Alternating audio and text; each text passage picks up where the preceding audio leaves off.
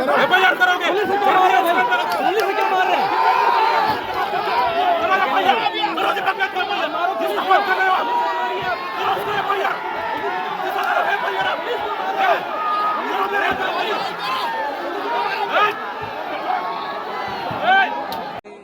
आज लोंडीगुड़ा एसडीएम कार्यालय का घेराव हुआ। पिछले दिनों जिस तरह से मुख्यमंत्री के दामाद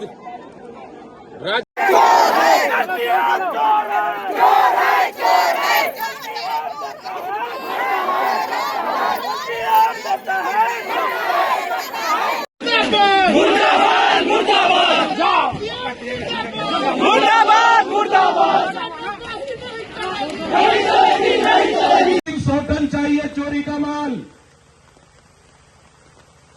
200 टन चोरी करके देगा, मैं उसको ऑर्डर दिला दूंगा। ऑर्डर मतलब रेलवे रेट का ऑर्डर, अनूप बना लेना, भेज देना।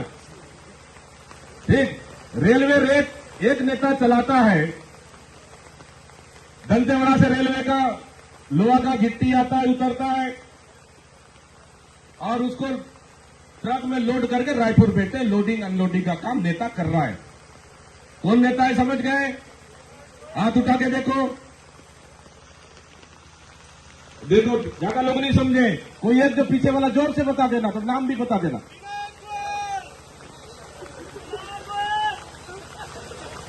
मैंने तो नहीं बोला भाई नाम, लोग जान रहे हैं, सुन लो। ठीक है, बैठक होती है बढ़िया, एक उनके कार्यकर्ता को पहले देता है ऑर्डर। ऑर्डर बोलते हैं पड़ा मर गया दारू टन से पी के, बोला कौन मेरे 100 टन चोरी करके देगा, डेली ऑर्डर उसको मिलेगा। उसमें से एक आता है, मैं नाम किसी का नहीं बोलूंगा, हाँ, समझ जाना। एक उसमें से आता है मैं दूंगा डेली के माल 100 टन चोर के। ठीक, 2 दिन बाद उसका ऑर्डर कैंसिल करके उसको देते हैं जो माल चोरी करके देगा, उसको ऑर्डर हो जाता। ठीक है, तो मैं पूछा 100 टन माल कितना होता है पर डे चोरी का? तो हमारे पास हमारे लोग बैठे थे जो कभी रेलवे रेक चलाए थे। मैंने पूछा भैया कितना होता है 100 टन माल का पैसा? उन्होंने कहा 10 लाख रुपया होता है 100 टन माल का। सोच लो, एक दिन में 100 टन चोरी और 100 टन का पैसा कितना होता है? 10 लाख। एक दिन में 10 लाख पैसा का चोरी, एक दिन में कितना का? 10 लाख पैसा का चोरी। अभी कहां खत्म नहीं हुआ है, सुन लो। और उसका माल को लोडिंग अनलोडिंग करने का पैसा 5 लाख और रख लो। काटा का पैसा 1-1.5 लाख रख लो, कितना हुआ? 10 लाख, 5 लाख, 1 लाख जोड़ लो, 16 लाख। पर डे 16 लाख पहुंच रहा है उस नेता के घर में, उस नेता के घर में। यह है दूसरियों का सुशासन। कौन जांच करेगा उसको? किसका माल है वो? अरे दंतेवाड़ा के गरीब आदिवासियों का माल है, वहां के लोगों का माल है। भारतीय जनता पार्टी के नेता लोग लूटने का काम कर रहे हैं उसको। पर डे 100 टन माल चोरी, 100 टन माल का पैसा 10 लाख पर डे का। अब महीना में कितना होगा बता दो? 3 करोड़। अरे ताली तो बजा दो। अब 3 करोड़ पर डे उसके घर में जा रहा है। वो सिर्फ 10 लाख के हिसाब से, 15 लाख के हिसाब से जोड़ लो। यह है विष्णु का सुशासन, यह है भारतीय जनता पार्टी का राज। आदरणीय माता बहनों, हम लोगों ने क्या कमाए? हम लोगों ने आप लोगों को कमाए, जनता को कमाए। इलाज का सुविधा दिए, पानी का सुविधा दिए, सड़क का सुविधा दिए, बिजली का सुविधा दिए। पढ़ाई किसी गरीब के स्कूल में नहीं है तो स्कूल का सुविधा दिए। आत्मानंद हम लोगों ने स्कूल खोले, अस्पताल हम लोगों ने अच्छा बनाए। हम लोगों ने पैसा के पीछे कभी नहीं भागा है। ठीक है, चुनाव में हार और जीत होते रहता है, उससे दिक्कत नहीं है। क्या दीपक भाई विधायक सांसद नहीं है?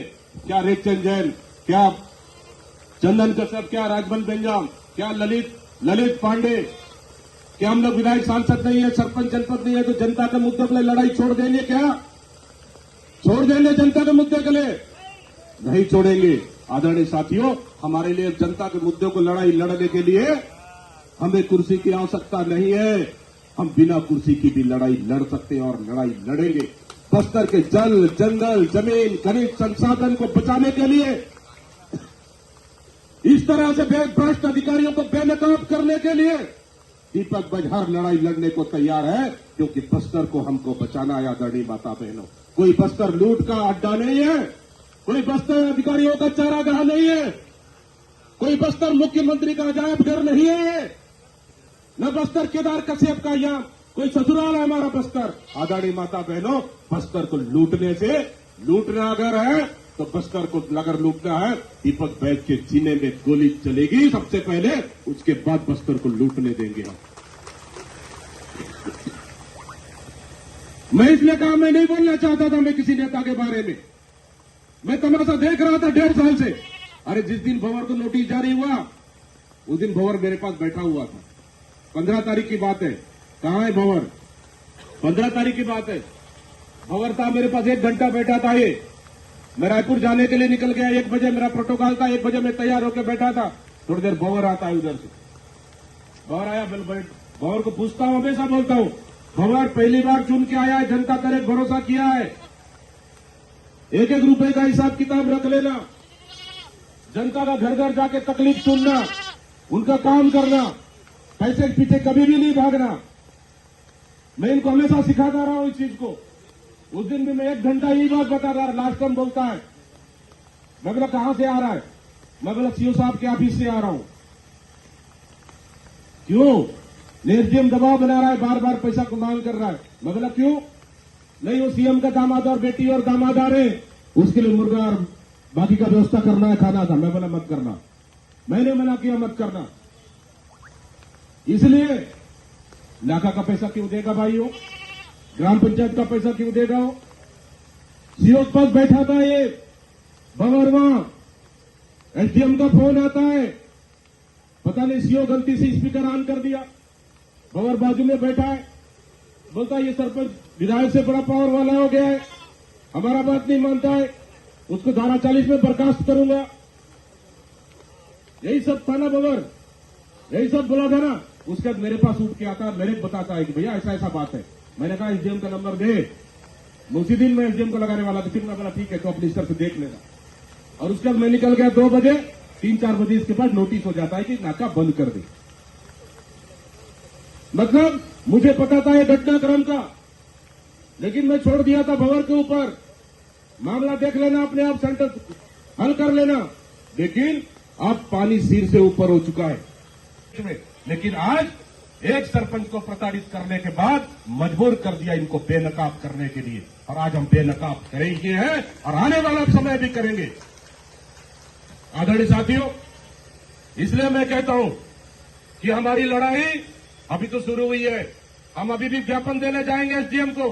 हमारी मांग है कि फर्जी एफआईआर वापस लो, नाका को बहाल करो, और उसके बाद क्या है 6 पॉइंट पे, और क्या है उसके बाद करना बंद करो, वीआईपी खर्चा बंद करो, कलेक्टर अधिकारी खिलाना बंद करो किसी भी ग्राम पंचायत से।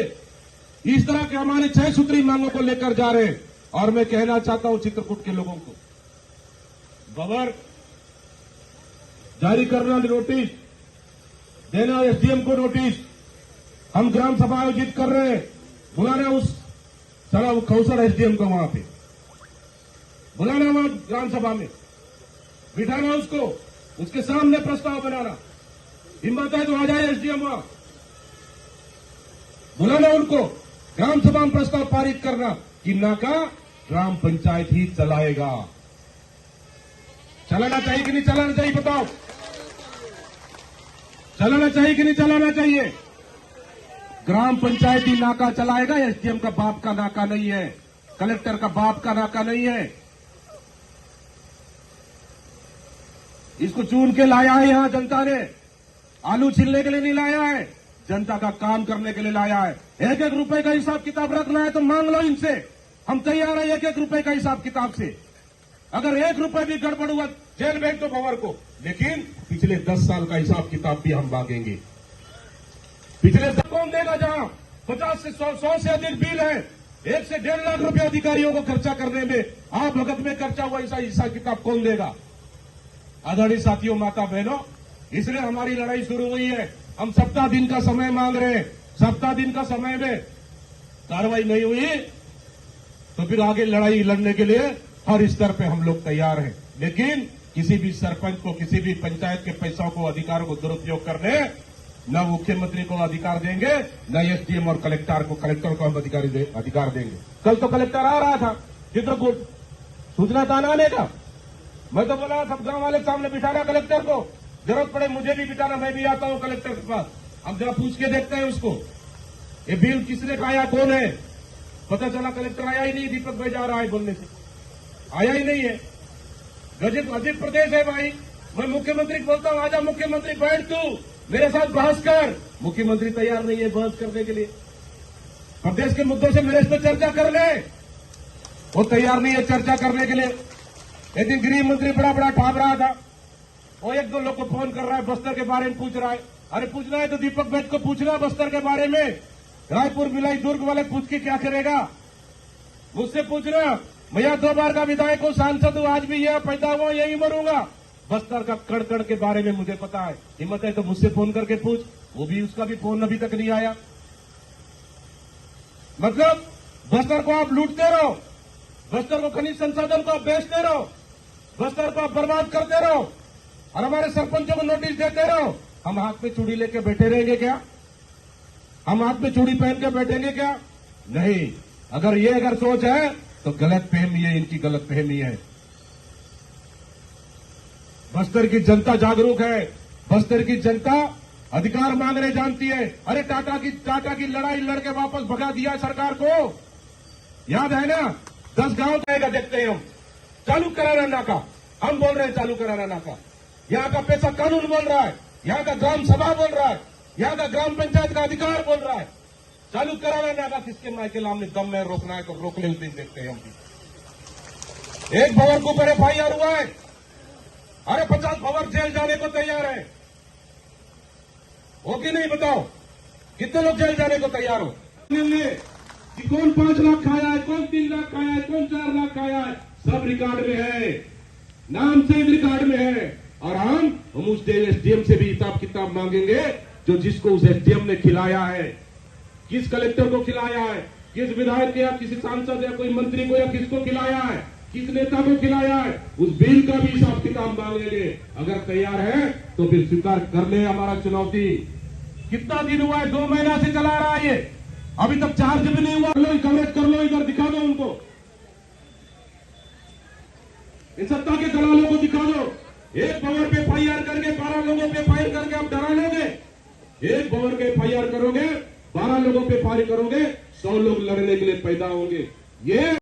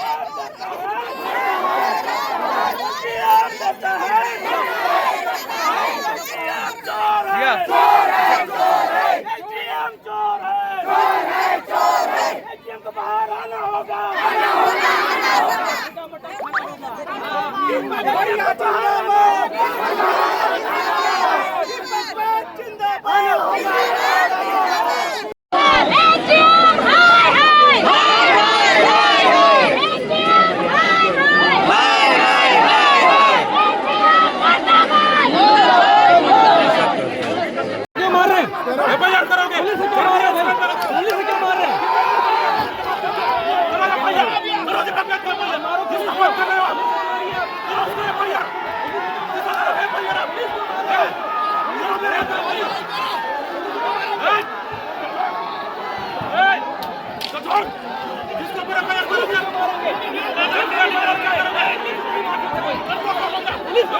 पुलिस को मारोगे? पुलिस को नहीं मार सकते कोई। नहीं मार सकता पुलिस को। मार रहे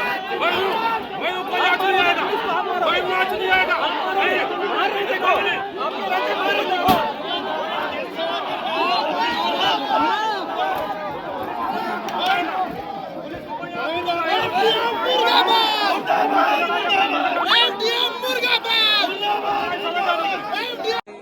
आज लोहंडीगुड़ा एसडीएम कार्यालय का घेराव हुआ। पिछले दिनों जिस तरह से मुख्यमंत्री के दामाद, राज्य का दामाद, आपका भी हमारा भी दामाद के लिए मुर्गा, बकरा, अंडा, मछली व्यवस्था करने के लिए चित्रकूट सरपंच को कहा जाता है। सरपंच मना करने पर उसके ऊपर एफआईआर 12 लोगों, साथ में 12 लोगों पर एफआईआर होता है। नाका को बंद कर दिया जाता है। 12 साल से नाका चल रहा है, बंद नहीं हुआ, कार्रवाई नहीं हुई। पूरे एसडीएम, तहसीलदार, अधिकारी, कलेक्टर के लिए पूरे रसीद है। जब तक उनको सेवा करते रहे, मुर्गा, बकरी, मछली खिलाते रहे, तब नाका बंद नहीं हुआ। सरपंच ने मना कर दिया, नाका बंद हो गया। ये कौन सा अवैध हुआ? उनका बिल वैध है, हमारा ये नहीं देना अवैध है। इसके खिलाफ में आज एसडीएम ऑफिस का घेराव हुआ। हजारों की संख्या में आए पूरे लोग गुस्से में आक्रोश थे इस एफआईआर के खिलाफ में। इसलिए हम लोगों ने मांग रखा है कि 7 सूत्रीय मांगों पर हम लोग ज्ञापन सौंपाए। ये फर्जी एफआईआर वापस लेना चाहिए और एसडीएम द्वारा जो नाका को सील कर दिया उसको बहाल करे और भविष्य में ग्राम पंचायत के कामों पर हस्तक्षेप मत करे। संबंधित एसडीएम के ऊपर कार्रवाई होना चाहिए और उसके बाद एसडीएम लगातार जिस तरह नोटिस दिया, भविष्य में भी किसी पंचायत को नोटिस देना बंद करे और उसके बाद जो 5वीं अनुसूची लागू है उनके अधिकारों पर हस्तक्षेप बंद करे और 7 दिवस के भीतर अगर एसडीएम के ऊपर कार्रवाई नहीं होती है तो निश्चित रूप से आने वाला समय में फिर से इस तरह के विरोध प्रदर्शन किया जाएगा। हमने तो कह दिया है कि एसडीएम के ऊपर कार्रवाई करे, नहीं तो पूरे बिल को ये अधिकारी, एसडीएम, कलेक्टर, मंत्री जितने भी आए ना, ये सब बिल को पूरे प्रदेश में बंटवाएंगे। उनका ग्राम स्वराज में बटेगी पूरी कॉपी। अगर कार्रवाई नहीं हुई तो क्या मुख्यमंत्री जी की सहमति थी एसडीएम के ऊपर? अगर सहमति थी, मुझे पक्का उम्मीद है वो बचाएंगे। अगर सहमति नहीं थी, ऐसे एसडीएम के ऊपर कार्रवाई करना चाहिए ताकि बस्तर जैसे पिछड़े क्षेत्रों के लिए किसी अधिकारी का इस प्रकार चुने हुए जनप्रतिनिधियों को नोटिस देना, कार्रवाई करने का अधिकार नहीं होना चाहिए, ताकि बस्तर में चुने हुए लोग शांतिपूर्वक आराम से अपना अधिकार चला सके और जनता की सेवा कर सके। इसलिए इसके खिलाफ में आज एसडीएम ऑफिस का घेरा हुआ और हम लोगों ने ज्ञापन सौंपा। हमको नहीं चाहिए ऐसे मुसीबत एसडीएम, हमको नहीं चाहिए। नहीं तो जितना भी वो है ना, कहाँ है बिल कहाँ है? हाँ, तो बिल मन को लेके ना अब मुख्यमंत्री निवास जाएंगे, सोच लो, गंभीरता से लीजिए उसको। मुख्यमंत्री निवास जाएंगे, पूरा पब्लिक प्लेस करेंगे पूरे प्रदेश के ना, हर जिलों में ब्लॉकों में बंटवाएंगे, उसको हर तरह का प्रदर्शन करेंगे अगर कार्रवाई नहीं हुई सिस्टम पर। और जितने भी शिविर चल रहा है ना, सब शिविरों में बंटवाएंगे आपका ये बिल को। ये पता चलना चाहिए कि क्या सुशासन चल रहा है बस्तर में। जंगल राज यहाँ नहीं चलेगा, प्रशासनिक आतंकवाद नहीं चलेगा यहाँ पे दादागिरी नहीं चलेगी सरकार की, ना आप लोग की दादागिरी यहाँ चलेगी। जीत के आया चुनाव, मजाक बना करके वो आप लोग। एसडीएम मुर्दाबाद, एसडीएम मुर्दाबाद, अरे एसडीएम मुर्दाबाद, अरे एसडीएम मुर्दाबाद, एसडीएम मुर्दाबाद। आप लोग के राज्य में भी ना